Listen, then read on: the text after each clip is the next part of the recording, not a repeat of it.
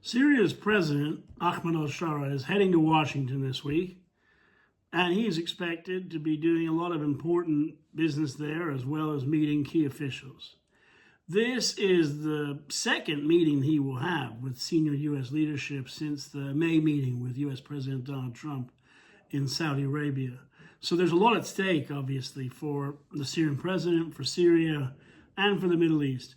What's worth looking at, I guess we should say, in terms of what to watch out for, what might happen.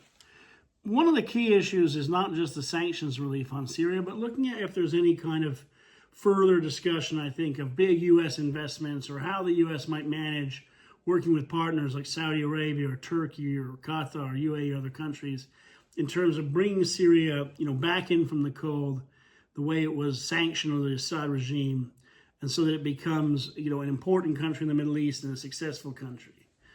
I think another thing to look out for is any discussion of what happens with the U.S.-backed Syrian Democratic Forces, which is the group that basically defeated ISIS, which the U.S. has been working with since 2015 in eastern Syria, and how they might be integrated into the new Syrian security forces.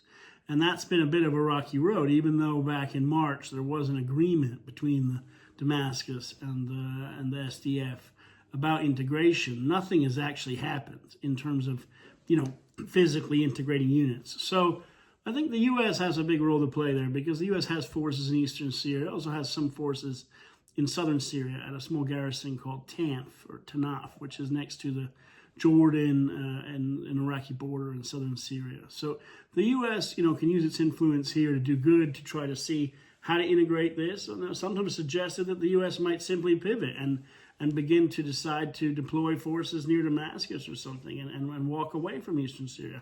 I think that's probably not what's going to happen. I think that there will be a way to preserve things and move forward in a way that stabilizes Syria, keeps ISIS in check, and also, works with the Syrian government in terms of what its needs are, because it has a lot of needs in terms of security forces. And the SDF is already a large trained force, so that means that the burden on Damascus of training a bunch of people would be less if integration works out.